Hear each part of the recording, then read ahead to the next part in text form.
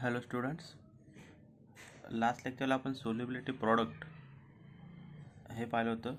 आज आपण relation between solubility and solubility product solubility हे पाहणार आहोत की relationship between solubility and solubility product. आता सोल्युबिलिटी म्हणजे काय हे आपण काल पाहिलं होतं की सोल्युबिलिटी म्हणजे काय आहे की solubility of a compound is the amount in grams that dissolve per unit volume of 1 litre.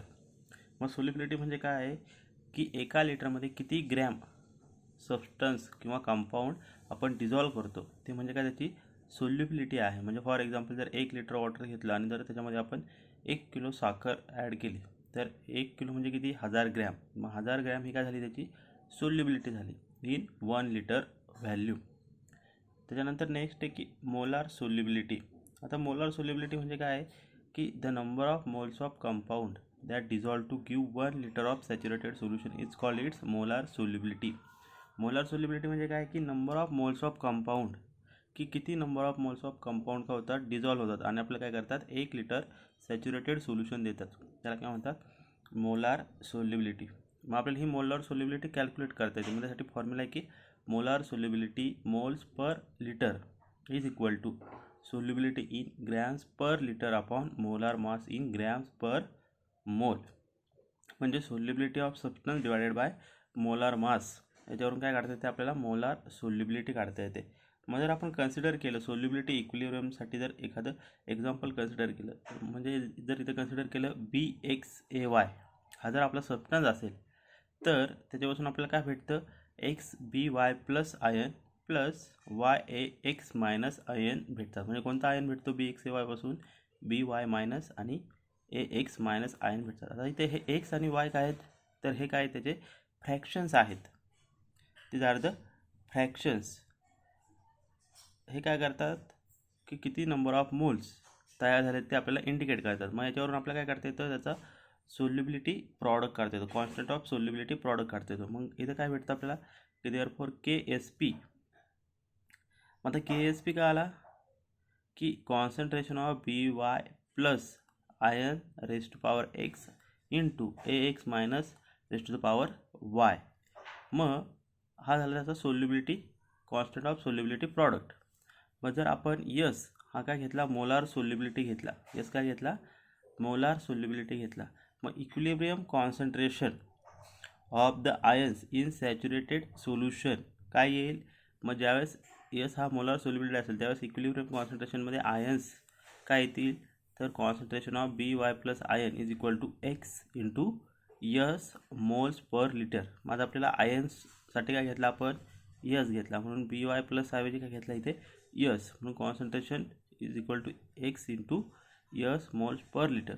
Same तसंच AX मायनस ह्या आयनच्या कॉन्सन्ट्रेशन काय आलं x into s moles per litre. मला ह्या दोन व्हॅल्यू आपल्याला भेटल्यात मग ते आपण काय करू शकतो ह्या इक्वेशनमध्ये पुट करू शकतो.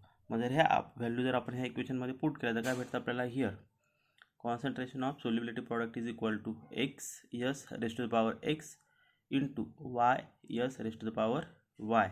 मग जर हे आपण सॉल्व केलं तर आपल्याला काय भेटतं इथे जर सॉल्व केलं तर x raised to the power x s raised to the power x into y raised to the power y आणि s raised to the power y. मला इथं कॉमन काय दिसतं आपल्याला यस कॉमन दिसतोय. मग जर घातांक पाया जर सारखा असेल तर घातांकाची काय होते बेरीज होते. म्हणून काय आलं इथे S into x plus y म्हणजे x raised to the power x y raised to the power y आणि ते सेम असल्यामुळे काय आलं एक्स प्लस वाय मग S to the power x plus y. मग याच्यावरती बेस तुम्हाला काय असतं इक्वेशन असतं आणि त्याच्यावरून तुम्हाला काय फाइंड आउट करायचं असतं KSP काढायचं असतं. माझा फॉर एक्झाम्पल जर घेतला आपण AgBr घेतला सिल्वर ब्रोमाइड. मग जर आपण त्याचं इक्वेशन पाहिलं काय तर सिल्वर ब्रोमाइडपासून काय तयार होतं Ag प्लस आयन तयार होतो आणि दुसरा Br मायनस आयन तयार होतो. मग आता इथे एक्स किती आहे 1 आणि वाय किती आहे 1. आता 1 कुठे असतो इथे आपल्याला हा इथे लिहित नसलो तरी काय असतो इथे 1 असतो म्हणून AgBr 1 Ag plus ion plus 1 Br minus ion. मग एक्स आणि वायच्या किमती काय आहेत 1 1 म्हणून त्या जर व्हॅल्यूमध्ये पुट केल्या तर आपल्याला काय भेटतं therefore KSP is equal to s into s. मग यस इंटू यस काय आहे याच्या व्हॅल्यू 1 असल्यामुळे काय आलं 1 इंटू 1 म्हणजे 1 into s raised to power s into, मग इथं यस यस असल्यामुळे काय इथे घातांक किती त्याचा 1 1, मग 1 प्लस 1 किती होतो तो 2, म्हणून काय आलं यस स्क्वेअर. सेम इथे तसंच फॉर पी बी आय 2 काय इथे P B 2 plus ion plus 2 I minus ion. मग आता इथे एक्सची किंमत किती भेटली आपल्याला 1 आणि वायची किंमत किती आहे 2. मग हियर एक्स आणि वाय आपल्याला 2 भेटला. मग आपण जर हे के एस पीमध्ये म्हणजे याच्यामध्ये पुट केलं तर आपल्याला काय भेटतं एक्स म्हणजे 1चा स्क्वेअर प्लस वाय म्हणजे 2चा स्क्वेअर. मग यस 1 प्लस 2, मग काय आलं 4चा स्क्वेअर केला 4, 1चा 1, मग 4 इंटू 1 4 यस क्यू. सेम त्यासारखंच याच्यासाठी आहे ॲल्युमिनियम OH3 याच्यापासून काय भेटतं Al3 प्लस 3OH मायनस. मग आता इथे एक्स किती आहे 1, वाय किती आहे 3.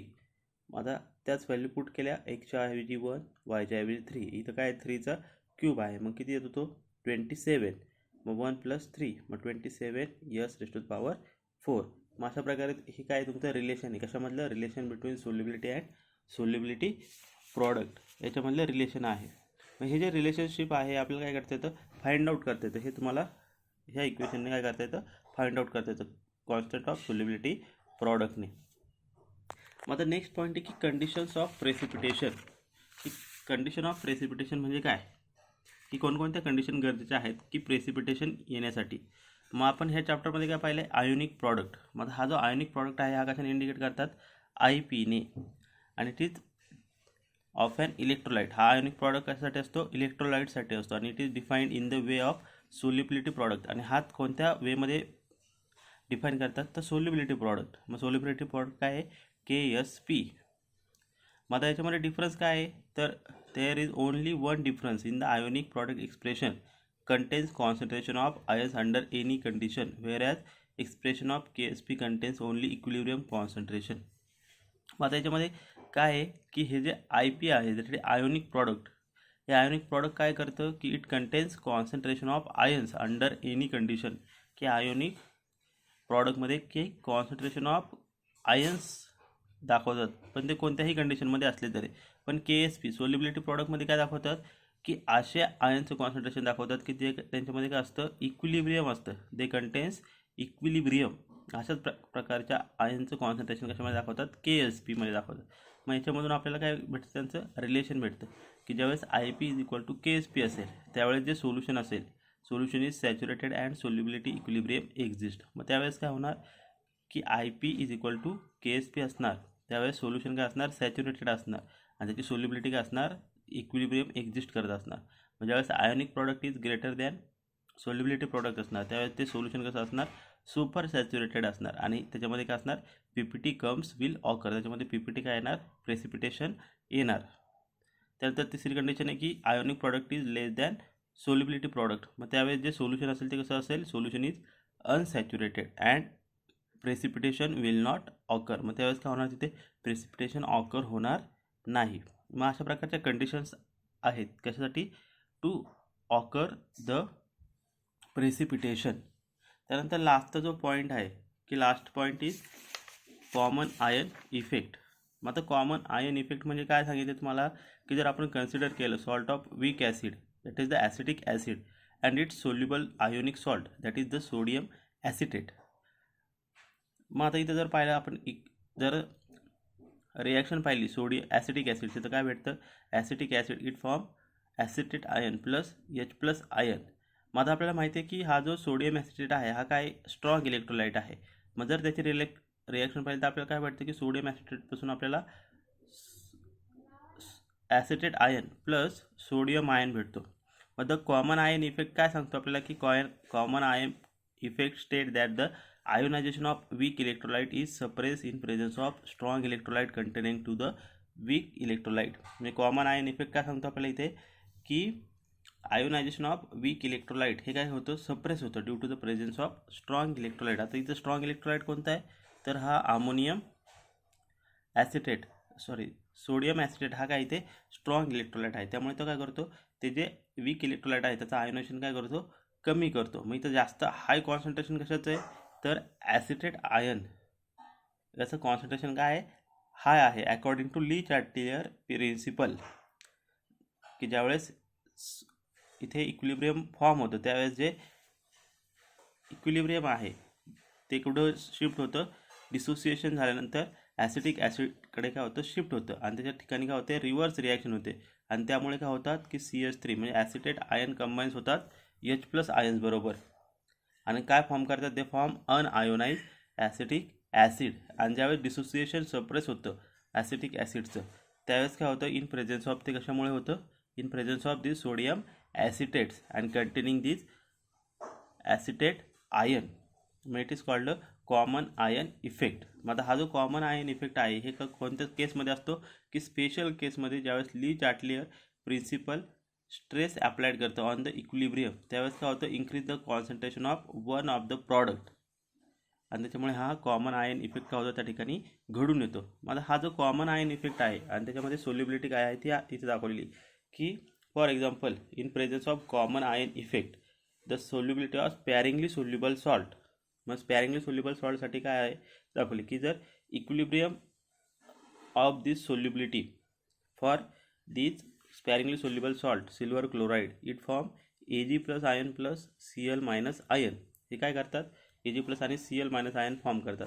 मग जर आपण त्याचा सोल्युबिलिटी प्रॉडक्ट काढला तर काय येतो Ag+ concentration of Ag+ ion into concentration of Cl- ion. मग जर हा सपोज तर तुमचा हा सिल्वर नायट्रेट जर त्याच्यामध्ये ॲड केला in the saturated solution of silver chloride मग त्या ठिकाणी काय होणार salt of AgNO3 with strong electrolyte तयार होणार. मग काय होतं तिथं की हा जो सिल्वर नायट्रेट आहे AgNO3 त्याच्यापासून काय भेटतं तुम्हाला Ag+ आणि NO3- हे दोन आयन्स भेटतात. मग ज्यावेळेस डिसोसिएशन होतं AgCl आणि AgNO3 ते काय प्रोड्यूस करतात both produces common Ag+ ion, दोघं काय करतात Ag+ आयन्स तयार करतात. मग इथे जे कॉन्सन्ट्रेशन आहे Ag+ आयनचं ते सोल्युशनमध्ये काय होतं इन्क्रीज होतं. कशामुळे due to the complete dissociation of this AgNO3 आणि हे कशामुळे होतं according to Le Chatelier principle की हे जे Ag+ आयन्स आहेत AgNO3 मधले ते काय होतात की हे AgClच्या सोल्युशनमध्ये काय होतात शिफ्ट होतात आणि त्यासाठी त्या ठिकाणी काय करतात ते सोल्युबिलिटी इक्विलिब्रियम तयार करतात आणि ते कुठे होतात राईटकडून लेफ्टकडे शिफ्ट होतात आणि याच्यामुळे काय होतं त्या ठिकाणी जे सोल्युबिलिटी इक्विलिब्रियम आहे ते काय होतं इस्टॅब्लिश होतं आणि जी व्हॅल्यू आहे KSP सोल्युबिलिटी प्रॉडक्टची ती काय राहते रिमेन्स सेम राहते ज्यावेळेस इक्विलिब्रियम कॉन्स्टंट होतं. मग इथे काय होतं की solubility of sparingly soluble compound decrease होते in the presence of common ion in the solution. म्हणजे जे सोल्युबिलिटी आहे स्पॅरिंगली सोल्युबल कंपाऊंडची ती काय होते डिक्रीज होते. कशामुळे तर प्रेझेन्स असणाऱ्या ह्या कॉमन आयन सोल्युशनमुळे ती डिक्रीज होते. मग यालाच काय म्हटलेलं आहे कॉमन आयन इफेक्ट. आणि हा तुमचा 3rd चॅप्टरमधला लास्टचा पॉईंट होता की that is the common ion effect. And this is the end of your 3rd chapter.